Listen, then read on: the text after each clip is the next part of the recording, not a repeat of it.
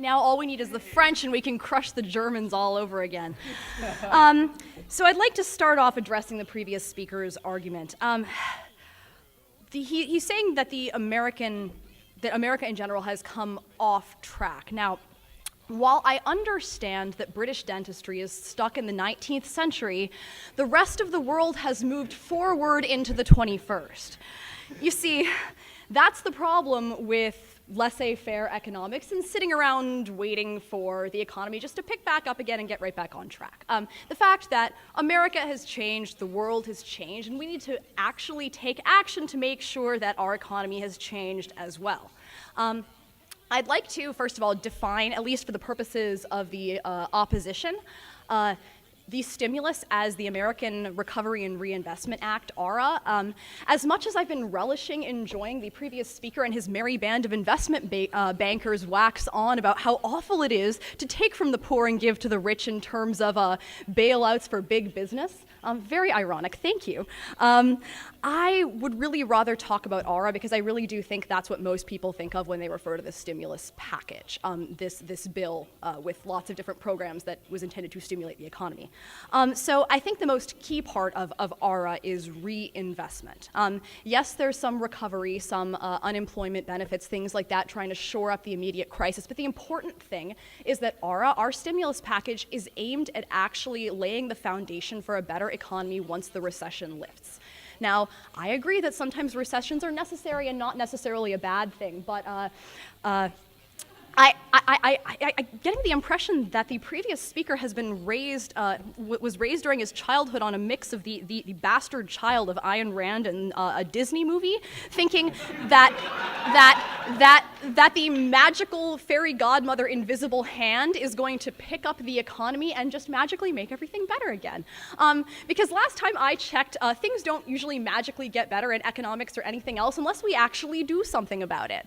And that's what ARA is. It's taking action, the government actually trying to be proactive and make some changes in the American workforce, the American educational system, the American economy, so that things will pick up once the recession does lift.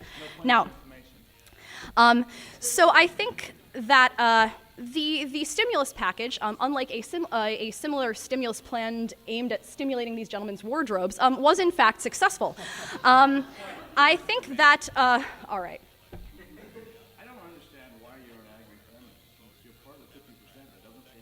What are you angry about? Don't even get me started. I'll use up more than the rest of my time on that question. So I want to start off by saying, it may look on the surface like ARA's just throwing a lot of money on bridges to nowhere, in the sort of straw man of Keynesian economics, the government just throwing money on whatever comes its way. But in fact, ARA actually spends almost as much money on education alone than it does on infrastructure, transportation, buildings, and energy combined. And that's, I think, is what's most important, is attempting to shore up the economy. A huge deal of unemployment today is due to unskilled and skilled workers having skills that no longer apply to a changed world economy. Our economy is in the United States is no longer based on heavy manufacturing. It's no longer really based on traditional industry. We're moving toward a world where science and technology and medicine form the basis of our economy and of the economy of the future. So if we're going to try to actually reduce employment long term, we need to help people who have currently lost their jobs because of outsourcing and because of problems change their skills, and also work on the newer generations of people. So a lot of several $billion in ARA are going toward vocational job training for the unemployed, so working on helping them make a change to science and technology. There's lots of money going toward grants in science. We're trying to build up an infrastructure, strengthen America's business in terms of technology, in terms of information science, in terms of medicine, to help us keep up with other quickly advancing countries. If we're going to be a competitive economy in the future, our economy is not necessarily going to adjust itself simply because in a lot of ways, the technological revolution has moved faster than the invisible hand can chase after it on its little 5 fingers. And so I think the other important thing is to look at why we have such high poverty rates and such unemployment rates and such poor levels of education. ARA is spending a lot of money on improving the state of education in America. I believe $70 billion went toward public schools, trying to help them maintain their current levels of teachers without having to do cuts based on the state of the current economy. And also, working on federal, this is of course my hobby horse, one of the things I work on is federally subsidized childcare programs, where the government is working to, first of all, improve the quality of early childhood education for low-income people, because we've found that a lot of the reason people from low-income backgrounds do so poorly is that early in life they don't get the stimulation that they need to compete with other people, those of us who are fortunate enough to be born into middle and upper-class homes. All right. Speaking of your hobby horse, have you ever heard of the room full of horseshit trade? Not at all, and I honestly have no idea what the gentleman's talking about.